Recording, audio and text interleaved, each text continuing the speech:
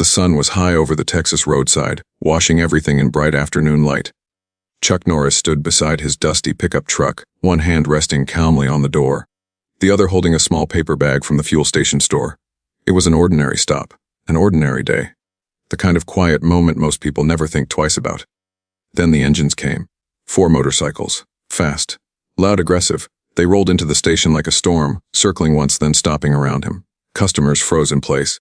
A man at the air pump slowly lowered the hose. A mother pulled her child closer. But Chuck didn't move. One rider removed his helmet and smirked. "Well, look what we got here, easy money in broad daylight." Another revved his engine so close the heat from it brushed against Chuck's jeans. "Keys.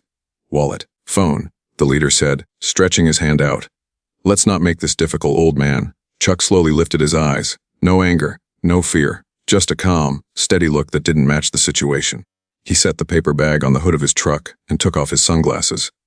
The sunlight reflected in his eyes, and something changed. The laughter faded, just for a second, because there was a presence about him, a stillness, the kind that doesn't belong to ordinary men. The leader stepped closer, trying to push past that silence. "You didn't hear me." Chuck's voice came low and controlled. "You boys picked the wrong person today." None of them realized it yet. But the man they had just surrounded was not the victim. And in the next few seconds, in the middle of that bright, open afternoon, everything was about to turn. The heat shimmered above the concrete like a moving mirror. It was one of those long, slow Texas afternoons where time seemed to stretch, the sky wide and blue, the air filled with the distant sound of trucks passing on the highway. Chuck Norris had chosen this place for the exact reason most people ignored it. No attention, no crowd, no noise. Just a roadside fuel station with faded paint, 2 old pumps, and a small convenience store with a bell that rang every time someone opened the door. He liked places like that. Simple. He had just paid for fuel and picked up a bottle of water and a sandwich. The young cashier had smiled politely, not realizing who he was, and Chuck preferred it that way.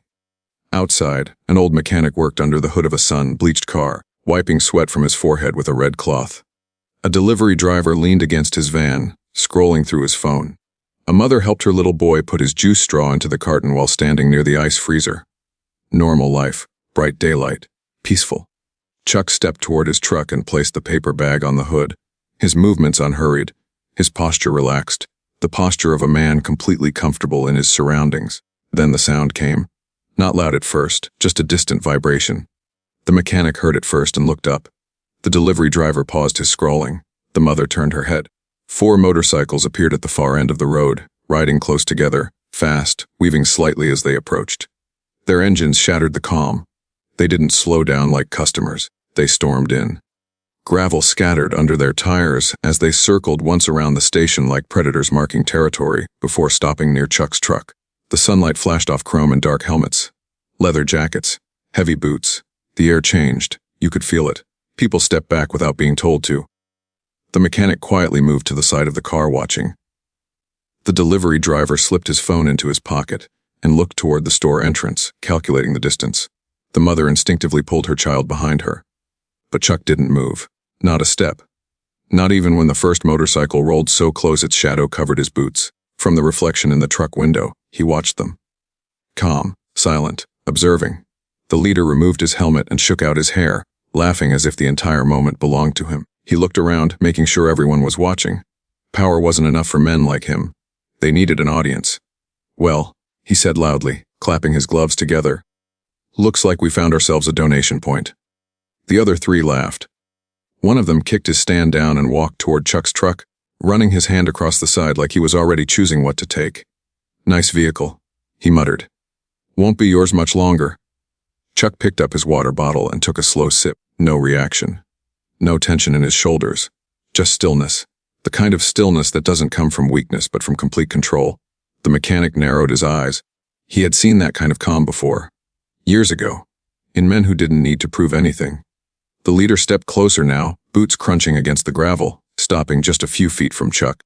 "Hey," he said, snapping his fingers in front of him. "You listening?" Chuck lowered the bottle and looked directly at him for the first time.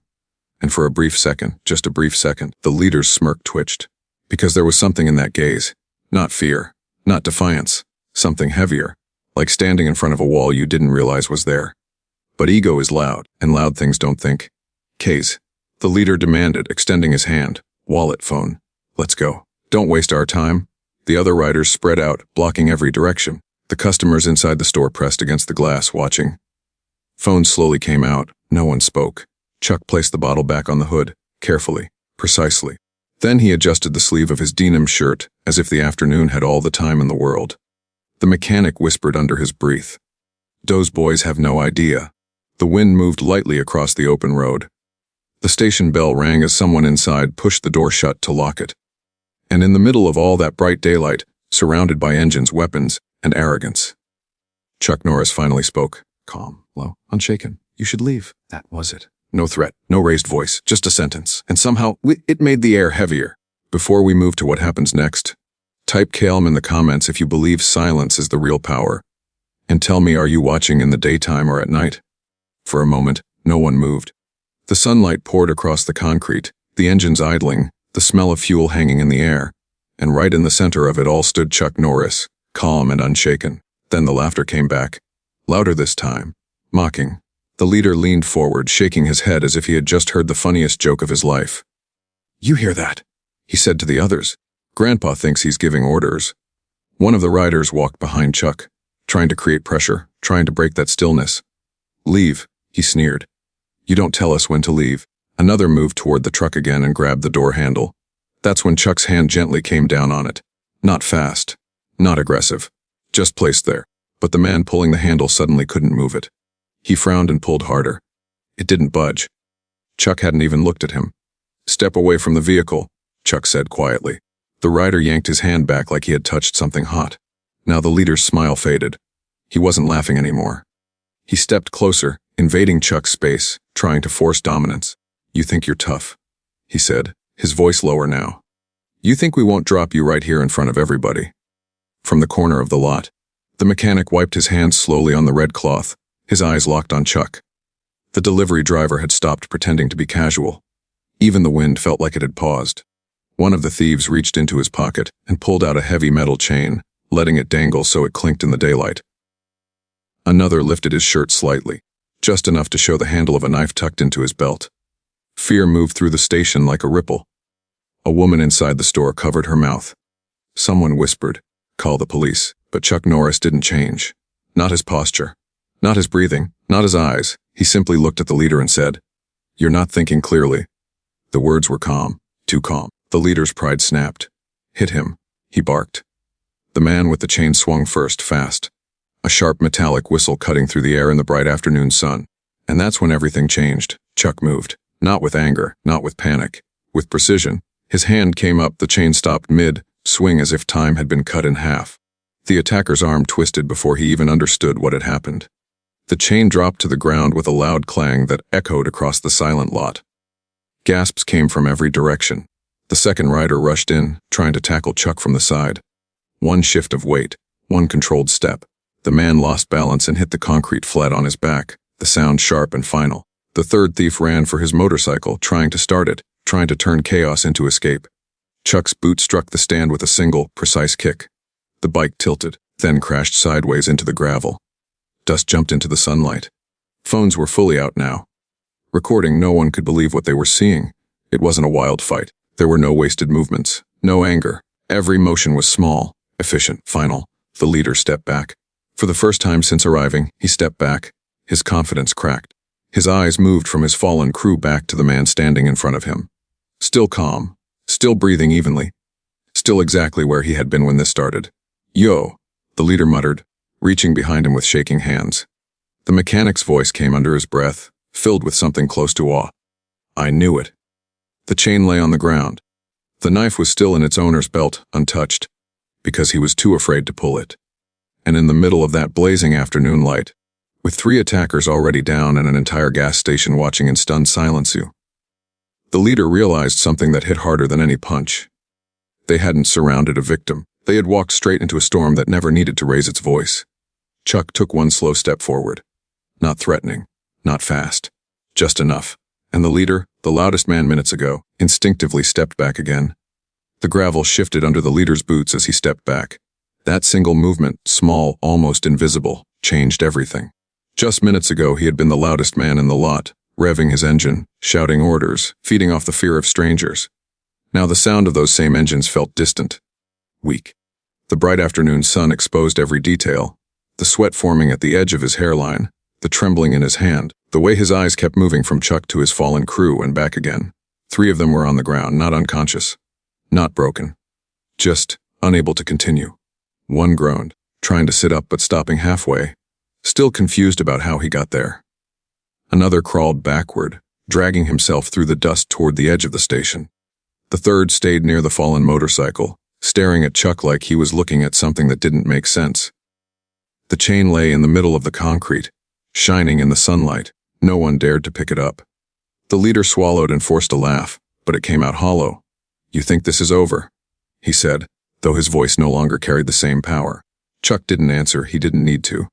He simply stood there, shoulders relaxed, breathing steady, eyes calm. That silence pressed down harder than any threat. Around them, the world had stopped. The mechanic had stepped fully out from behind the car now, the red cloth hanging from his hand. The delivery driver was recording openly, no longer pretending.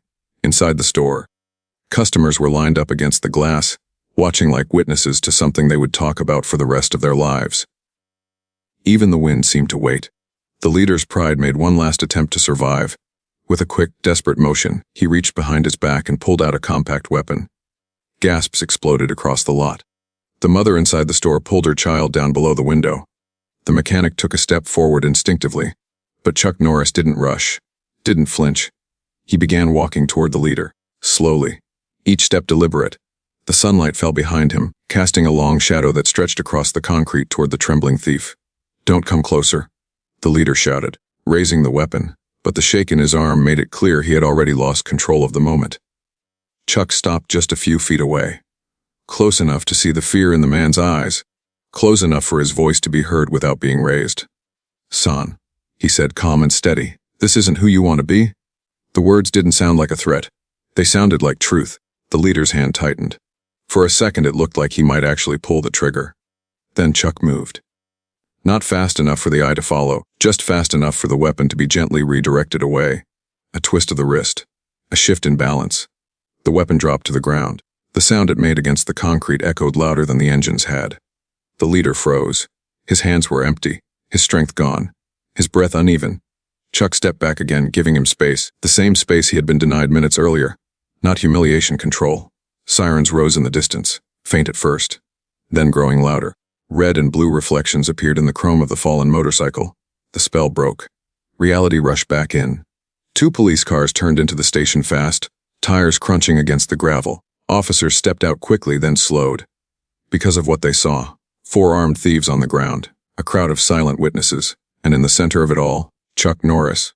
One of the officers lowered his sunglasses, staring in disbelief. "Sir," he said, recognition hitting his face, "is that really you?" The delivery driver whispered, his voice shaking with excitement. "Wait, that's Chuck Norris." Inside the store, someone gasped loudly. The name moved through the crowd like electricity. Chuck didn't react to it. He simply stepped aside, letting the officers move forward to secure the scene. The leader dropped to his knees, not from force, but because there was nothing left holding him up. The same man who had arrived like a king now couldn't even look up, and in the same bright daylight where they had tried to take everything from him, the truth stood clear in front of everyone.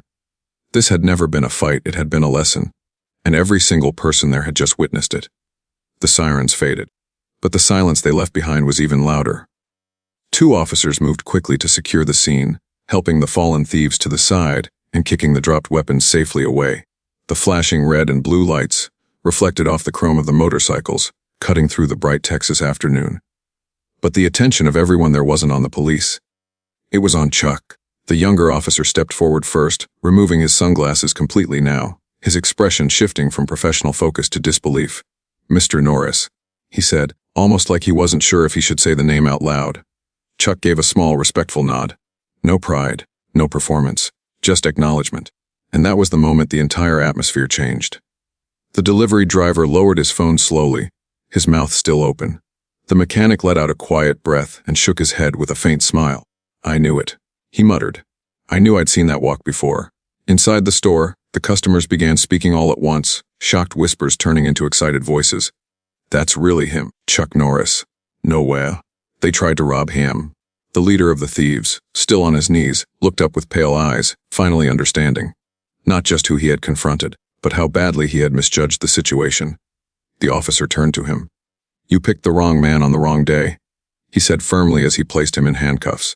Another police unit pulled into the station, followed by a black SUV that stopped near the edge of the lot.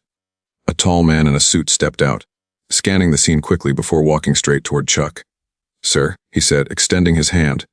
"We got your location alert and came as fast as we could." Chuck shook his hand calmly. "It's handled," he replied. The word spread even faster now. "Location alert. Security team." Who is he connected to? The suited man turned to the officers. "Thank you for your quick response. Mr. Norris is a longtime supporter of the community safety program in this county." The mechanic's eyes widened. "Of course he is," he whispered, almost laughing to himself. The young officer straightened his posture immediately. "Sir, it's an honor," he said. Chuck gave him a friendly look. "Just doing what anyone should," he answered. But everyone there knew that wasn't true. Not anyone could have done what they had just witnessed. The mother and her child stepped out of the store now. The little boy looked up at Chuck with wide eyes, not seeing a fighter, not seeing a legend, just seeing a calm man who had made the danger go away. Chuck smiled at him and gave a small wave. The tension that had filled the air earlier was completely gone. In its place was something else. Respect. Real, quiet respect. The leader of the thieves lowered his head, his voice breaking. "I didn't know," he muttered. Chuck looked at him for a moment. "That's the point," he said. His tone wasn't angry. It wasn't cold. It was firm. "You don't wait to show respect until you know who someone is." Those words landed harder than anything that had happened before. The mechanic removed his cap. The delivery driver stopped recording and simply watched. Even the officers stood a little straighter. Because this wasn't about a fight anymore. It was about the lesson. The suited man gestured toward the SUV. "Sir, we can take you from here." Chuck shook his head. "I'll drive," he said, picking up his paper bag from the hood of the truck like nothing extraordinary had happened. The normality of the action made it even more powerful. He opened the door, then paused and looked back once more at the station. At the people. At the young officer. At the mechanic. At the boy. Then he gave a small nod, the kind that says more than words ever could, and got into his started. The same simple, dusty pickup. No flashing lights, no convoy. He drove away the same way he had arrived. Quietly. And long after he was gone, no one moved. Because they all understood they had just witnessed something rare. Not a victory. A standard. If you believe respect should be given to everyone, type RESPT in the comments, and tell me, would you have recognized him before it was too late? The dust from Chuck's departing truck slowly settled back onto the roadside, and with it came a strange stillness. The kind that follows a moment people know they'll be talking about for years. The flashing police lights were still turning, but the chaos was gone. All that remained was the reality of what had just happened. The 4 motorcycles that had stormed in like symbols of power now stood silent and tilted in the gravel, their riders sitting on the curb in handcuffs, heads lowered, their earlier confidence completely erased by the bright, unforgiving daylight. The leader stared at the ground. No anger left, no arrogance, just the weight of his own choices. The younger officer walked over to him and said, not harshly but firmly, "You're lucky today didn't end differently." The man swallowed but didn't respond. Because he knew. Across the lot, the mechanic finally moved. He walked slowly to the spot where the chain still lay on the concrete and picked it up, studying it for a second before handing it to one of the officers. "Strange thing," he said quietly, "how something meant to scare people ends up looking so small." The officer nodded. Inside the store, the tension had turned into energy, people talking all at once, replaying the moment, showing each other the videos on their phones. "Did you see how fast he moved? He didn't even look angry. It was like he knew everything before it happened." The mother knelt in front of her little boy near the ice freezer. "You see that man?" she asked gently. The boy nodded. "He didn't hurt anyone because he wanted to," she continued. "He stopped them because he had to." The boy looked toward the road where the truck had disappeared and said in a small voice, "He was nice." That was the word he chose. Not strong, not dangerous. Nice. And somehow that described Chuck Norris better than anything else. Outside, the suited man who had arrived earlier was still speaking with the officers, making sure everything was handled smoothly. "He never stays for recognition," he said with a faint smile. "That's just who he is." The mechanic overheard and nodded to himself. "Real ones never do," he replied. The delivery driver finally stopped recording and slipped his phone into his pocket. For the first time since the motorcycles had arrived, he walked back to his van, but before getting in, he looked around the station again. The same pumps, the same store, the same afternoon sun, but everything felt different. Because a place where fear had taken control only minutes earlier had been turned into something else entirely. A reminder. The officer who had first recognized Chuck walked over to the group of thieves sitting on the curb. "Look around," he told them. "All these people you tried to scare. That's your community." None of them lifted their heads. "You want respect," he continued. "Start by giving it." The leader finally spoke, his voice low. "We messed up. It wasn't loud. It wasn't dramatic. But it was real. And sometimes that's where change begins." The mechanic walked back to his car, but before getting under the hood again, he stopped and looked out toward the open road one last time. "Still drives the same kind of truck," he said, smiling to himself. "That tells you everything." The police cars began to pull away one by one, taking the thieves with them. The flashing lights disappeared. The sound of engines faded. Normal life returned. The delivery driver started his route. The mother and her child got into their car. The cashier unlocked the store door again, the bell ringing like it had at the beginning of the afternoon. But now every person who walked through that station carried the same story. Not about a fight. Not about fame. About a man who had the power to destroy, and chose control instead.